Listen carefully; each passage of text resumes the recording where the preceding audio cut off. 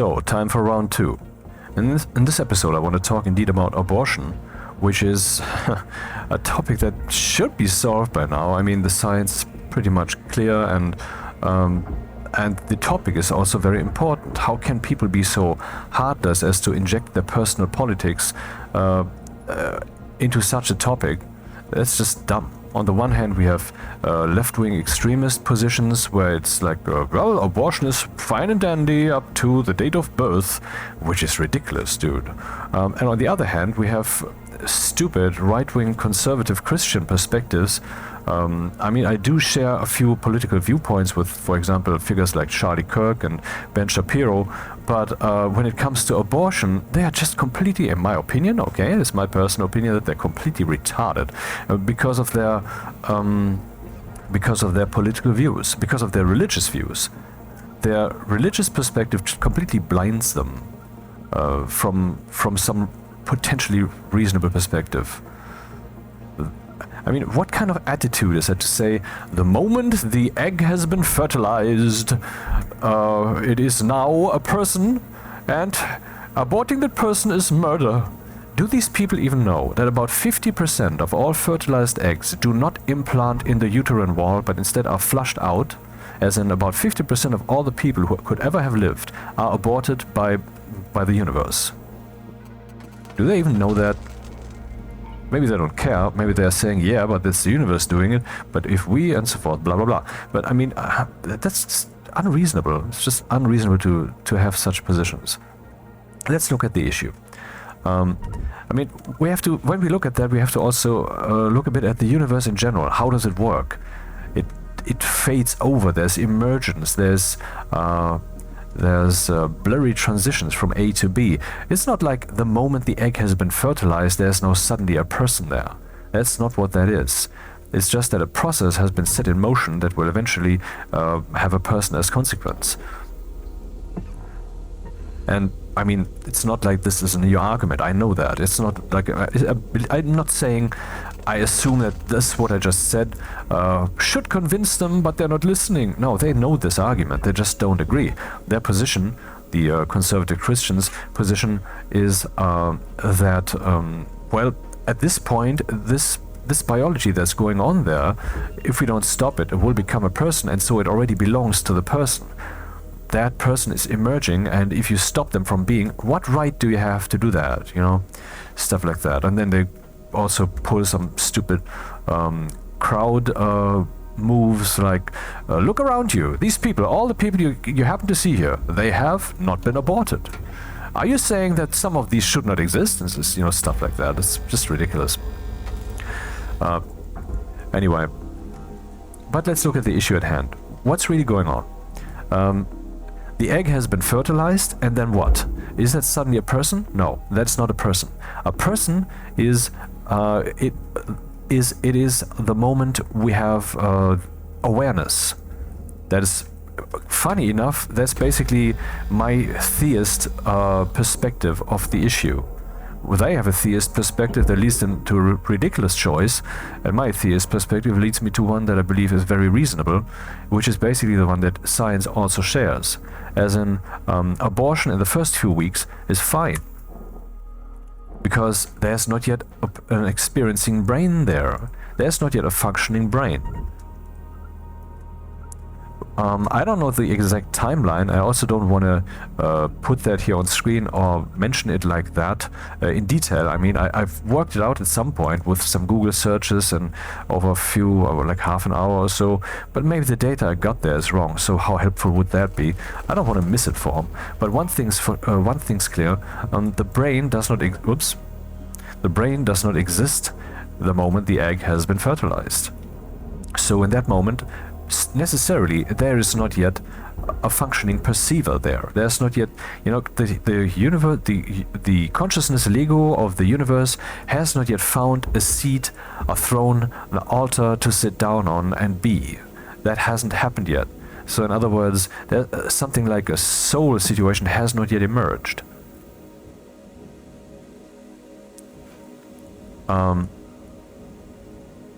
But I mean, as soon as there is actually an experiencer there, as soon as that has happened, my position is, well, now it's no longer just your body, it's also the body of the perceiver inside of you. And therefore that decision is no longer that simple.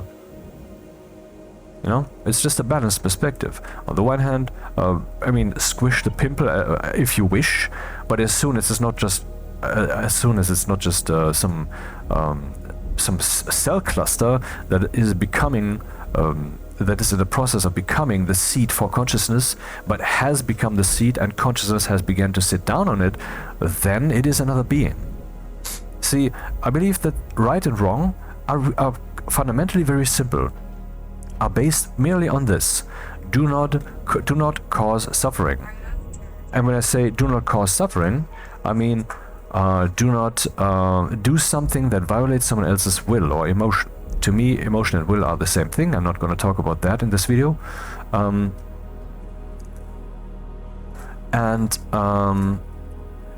the goal is not to violate that. As long as you're not violating someone's will/emotion, you're not doing anything wrong.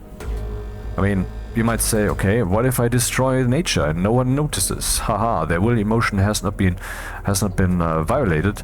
But of course, you have to be a bit more intelligent or lenient about this, the way I describe this rule. Because ultimately, of course, if you would destroy reality, the people inhabiting it, even if they're not noticing you doing it, they implicitly don't want you to do it, and I think that was clear. So don't do anything that someone directly or probably indirectly would take as a violation of their will/emotion. Of course, yours too has to be considered, and so of course it's a balanced thing. What if you want to or need to do something that violates someone else's emotion? Well, that has to be balanced, and then maybe you're on the right side. Maybe it's right what you're doing. Maybe that's fine. You know, I'm not saying don't violate it, period.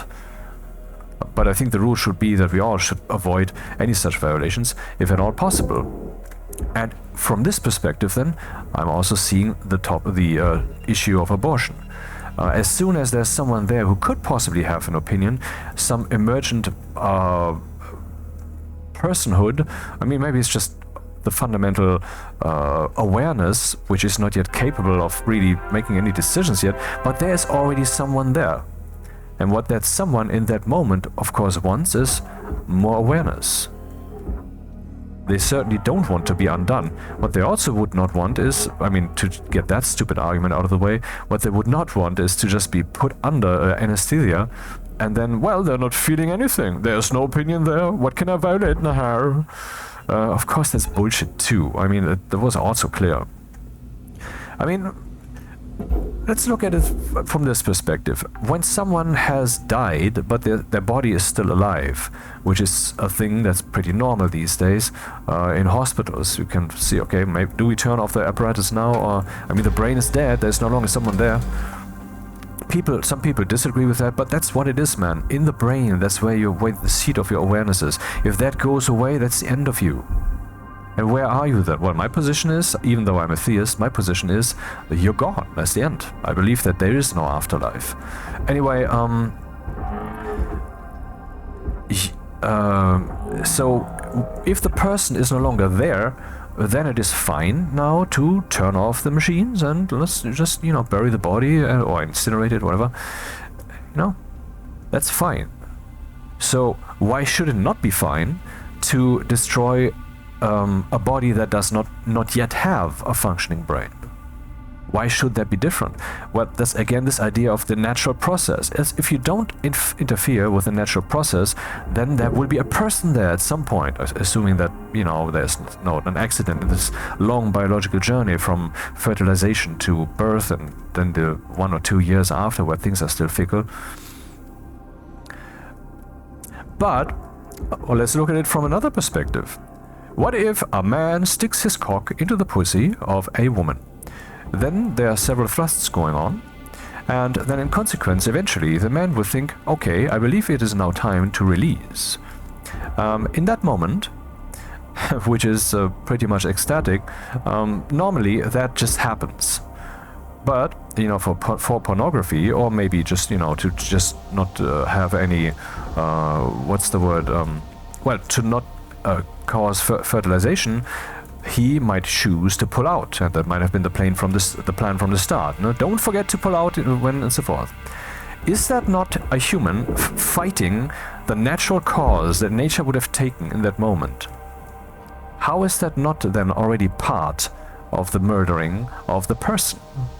I mean, if we would go so far as to call the destruction of the fertilized egg after the first seconds even already, if we would call that murder already, the killing of a person, why not already calling that pulling out action murder? When we're definitely, I mean, there's definitely a fight against the natural thing. I mean, you have free decisions, right? But when you're entering the interaction of sex with another person, then things become more fluent.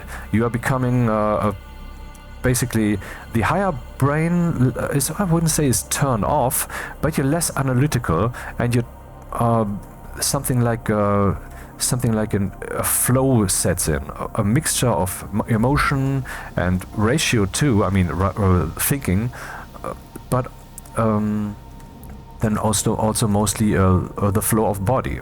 So it all becomes one, and I believe actually that the orgasm is the experience of the unity of mind and body.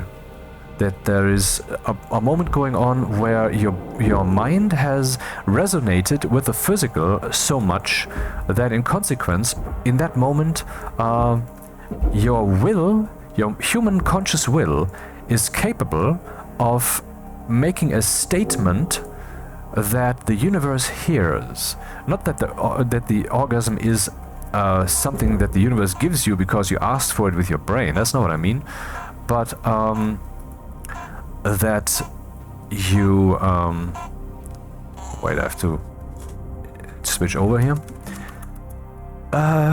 That basically in that moment your will has slowly transformed from being the controlling driver of the car that you sit in to being the car, particularly in a certain spot, or particularly in regarding a certain feeling. In that moment, your will has transformed by resonating with the physical flow, and the physical flow too has transformed into something that your mind resonates with. So I believe that in that moment, what's happening really is that you are experiencing a unity of mind and body. That what's happening there, that's spiritual almost. I'm not saying the orgasms holy, do not have one before your marriage. That's also retarded, motherfucker. The only rule exists, in my opinion, and that's an opinion I hold strongly and fundamentally, as in I live my entire life in regards to this, and I judge everything that I see in the world, particularly the actions of people, according to this rule. And that works if you balance that out correctly. And that rule is, do not cause suffering of will or emotion, you know? That's the only rule ever.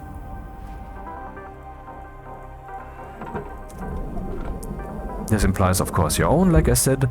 So, if you feel or need to do something that someone else would disagree with, which would then violate that rule, it wouldn't necessarily, because, I mean, what about your own emotion? See, that all has to be balanced out and such. But in principle, yeah, that's the one rule. How did I get here?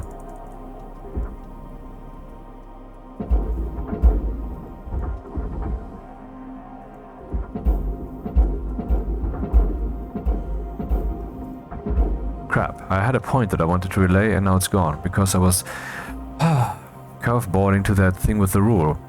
So, let's go back to abortion. So I think the issue is really very simple. Do not cause suffering. And if there's no one there yet who could suffer, then no problem. And if at some point there's no longer someone there that could experience suffering, as in dead in the hospital, it's only the body remaining, well, then you're fine to turn off the machines, because And there's also, of course, the very complex issue of what if someone is in a position where they would prefer not to live. But I'm not going to go into that at all, because it's not just super controversial and tricky and possibly problematic on YouTube, who knows, but also it's too, I mean, even though it does seem related, it's not. It's too far to the side of the concept of abortion. So my position is, as long as there's not an experiencer there and you can trust science there, they have detected at some point there is electrical activity that is being observed in the brain, which we could then, if we were really strict about it, already call potentially the consciousness taking place. I'm not sure about that. And then there is supposedly a point where we could say, I mean, it's not a digital point, it emerges slowly, you know. It's basically, it's a step, but it's not that we can nail down to the second or whatever, where there would be consciousness there, which we then determine by looking at orchestrated brain functionality. As things happening in some kind of orchestra or rhythm, or, you know, instead of just, you know, some electricity, some electric activity in the brain. And that would then certainly be the point, if not before even, where we should say, okay, that's probably now the functionality of consciousness beginning. Therefore, this thing is now besouled. I'm not saying that God decided there's a soul now. No, my position is that there's only one soul. My soul, your soul, it's only one. It's God, and we're sharing it. Because you are God, I am God. That's the game that we're playing. A new eternity begins, where we just live together, where you are suddenly no longer one, but we're many. And this will not ever end. That's my position. And so there's not one soul, but the universe is basically consciousness Lego, and in the configuration of the human, it finds a seat where it can be localized and experience itself, and actually rise to basically the original level that it had when it chose to make that this cosmos. So I believe that the times ahead are wonderful. I believe that the universe is actually heaven in the making. Literally. I mean, the literal holy eternal heaven that people would think and dream about when they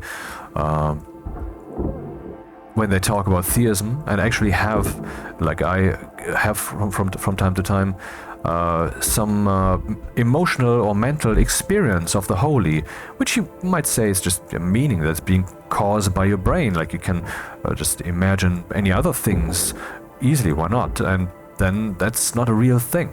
But I believe that it is a real thing, because some meanings are just too profound to be merely imagination.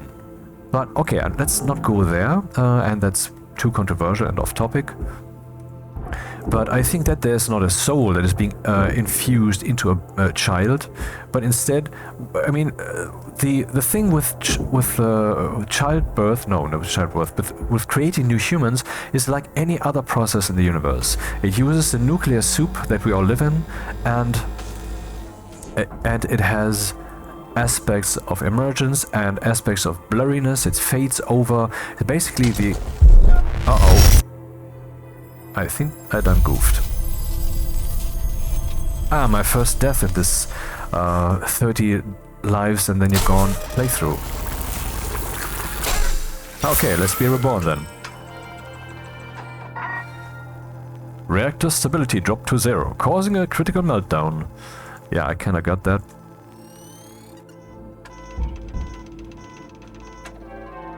Yeah.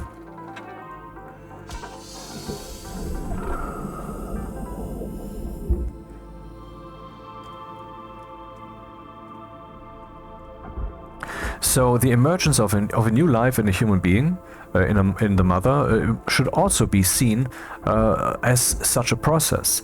Not that suddenly there's a human the moment the egg has been fertilized, but instead the process has been started that will cause nature to let emerge in that point, in that space-time location / configuration, a self-reflecting component of the universe. Because I mean, everybody is the whole universe from their perspective. It's, of course, we're overlapping, you know. Everybody has an infinite body and is probably also omnipresent, basically. But that's beside all the points I would like to make here. I would say that that we are looking at the squaring of the circle. Before the universe, we would have had one consciousness, liquid, being able to do whatever it wants, being able to be whatever it wants. Now we have this Lego kind of stuff that still allows consciousness to emerge. Even though it's so brick-like, even it is so little elements that come together, it is still capable of configuring itself to ultimately be that free flow of consciousness. And when the unborn child emerges, when the brain has developed far enough for that, that is then the moment when this flow has attained that configuration that consciousness can now flow there as a localized entity. Before, that's not yet the case. Now again, the argument on the conservative side would be but the child has a right to this body, the child, and so forth. But you might say, okay, what if you feel like you want to fuck, and maybe your girl agrees, or vice versa. Maybe I'm talking to a woman here. Who knows? And then you both decide not to. Have you just aborted a child? Have you just refused the calling of the universe? Have you just refused God's call? I mean, if you're using the classic theism, which is of course stupid. To let a soul in, or have you refused the cosmic, more in line with my thinking, though not quite, have you just refused the emergent cosmic flow of the new soul, of the new localized consciousness that would want to be in that place? Have you just refused that possibility and thus let this emergent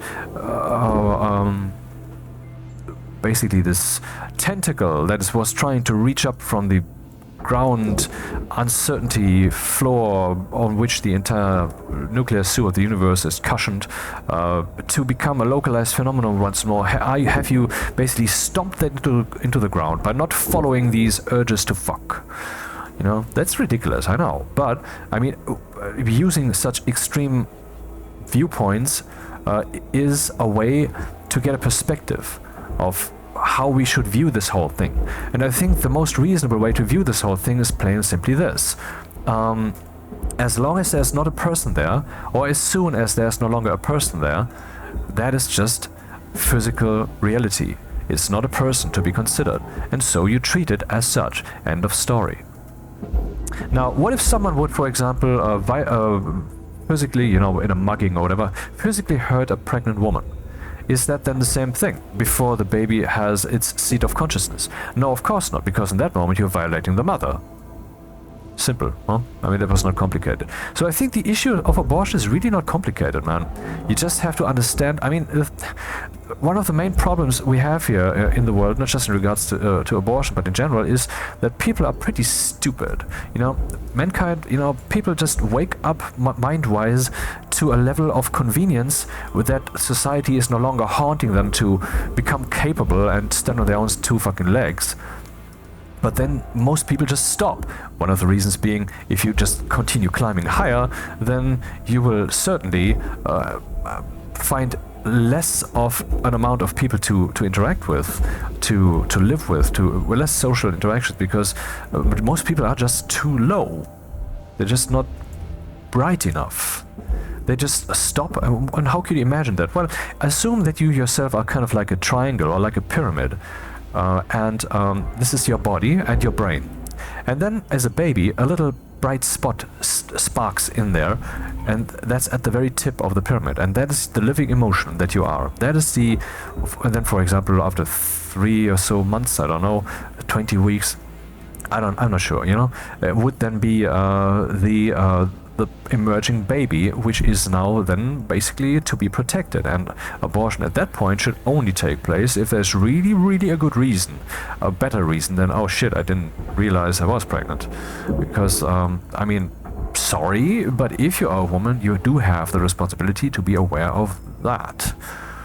But I'm not saying that you are now a slave to the biological process. You still have a choice.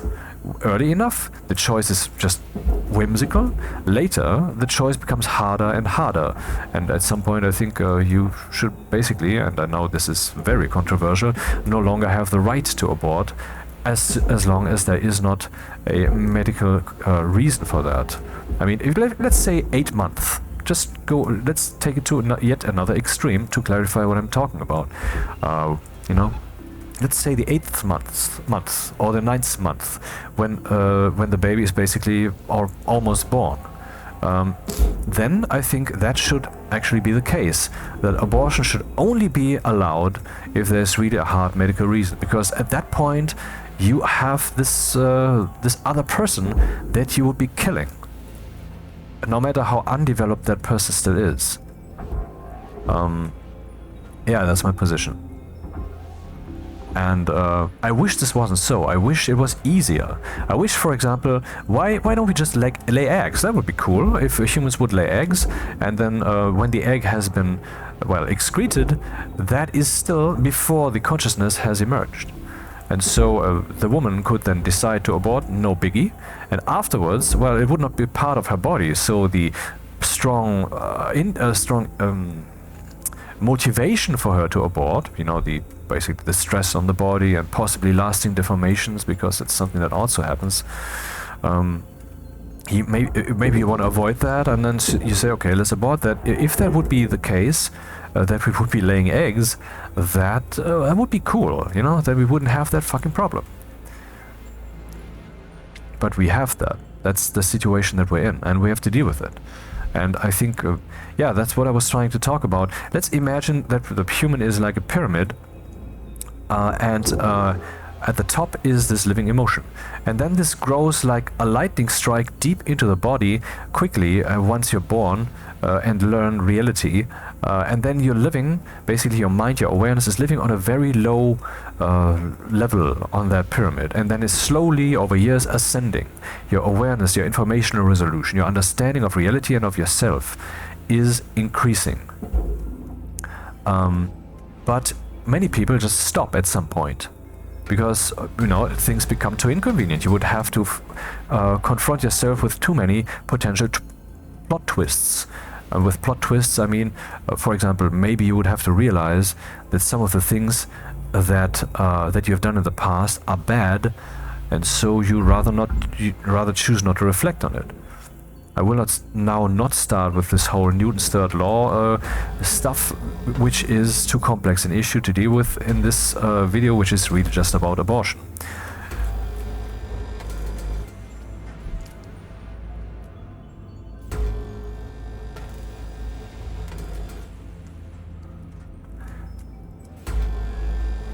But I do have the position, and I believe it's pretty much hard logic even, that if you have a strong emotional, energetic load in your head, then that is effectively will. Because, I mean, that is will, that's what you are, right?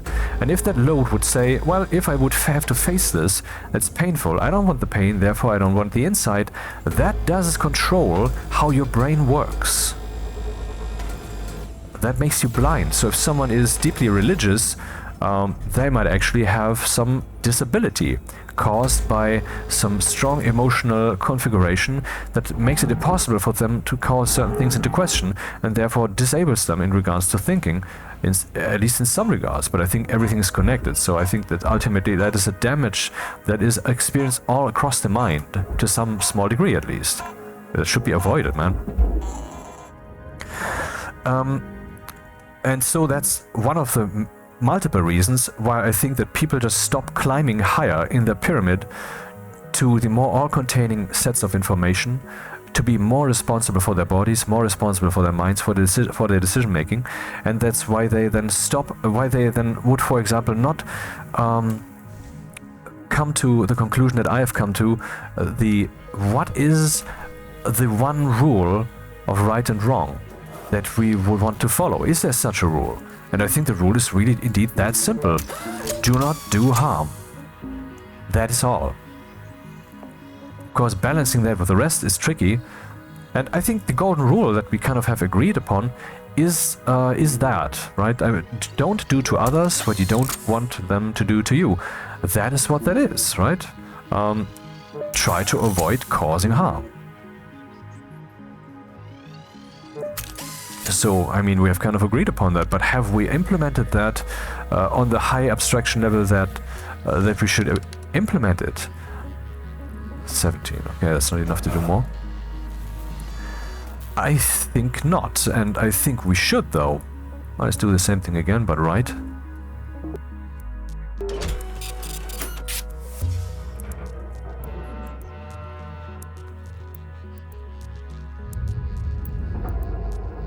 So, and if you look at this concept, the one governing rule, undoubtable and really unconditionally correct and applicable in any and all circumstances without a doubt. If that rule is indeed, and I hold true that it is that rule, do not cause harm. And, you know, we have to define harm here. Harm is when your emotion/will suffers. For example, if your will is imprisoned by someone else's action, but your body is not suffering, that is still suffering. There, you know. I should talk about free will and such in a different episode, because that is another can of worms, where I would say that from the start we are trying basically to rule the entirety of the cosmos with our feelings. That is going too far here. And that we have to balance that out, of course, with each other, because everybody would want that, and so we have to find the periphery where we say, okay, this is you, this is me, and between that, let's let that be as undefined as possible for freedom and such. But okay, if we can actually accept that one rule as the governing rule of any and all decision making that anyone does at any point in their existence, and I think we can. Oh, that's their reactor exploding. Now that's FTL travel thing. I want to be up there. Grass is always greener on the other side. Anyway, so then we can derive from that how do we have to treat the concept of abortion? Simple. As soon as there's someone who can experience, we have to consider that as a being. But as long as there's not yet someone who can experience, we don't have to. And indeed, to the degree, at least from the perspective of the mother, who is the owner of her body, that you can just say, okay, let's squish that pimple. I don't want that. Yeah, that's how I see it. As soon as that's potentially an experiencer, you have to reconsider. And even the more so, the more developed that is. But before, there's no one there yet. Even though the process of the baby emerging has been unleashed, and I don't care about distinctions of baby versus fetus and so forth. That's completely not productive in this discussion. Completely not productive. That's just see. I have often maybe someone has spotted that, not used the established terminology to describe things, but instead I describe things with my own words, because that makes sure that I can transport what I mean, instead of you hearing whatever you have learned that word to mean when I'm trying to convey something else, because I have a different meaning in mind. That's not productive. I don't want that. So yeah. And in the same way, I think it's also completely not productive to talk about fetus versus baby and such. How is that helpful?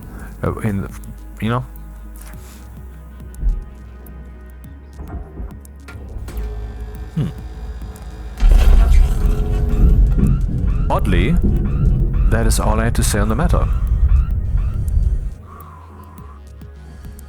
Which means that the video ends here.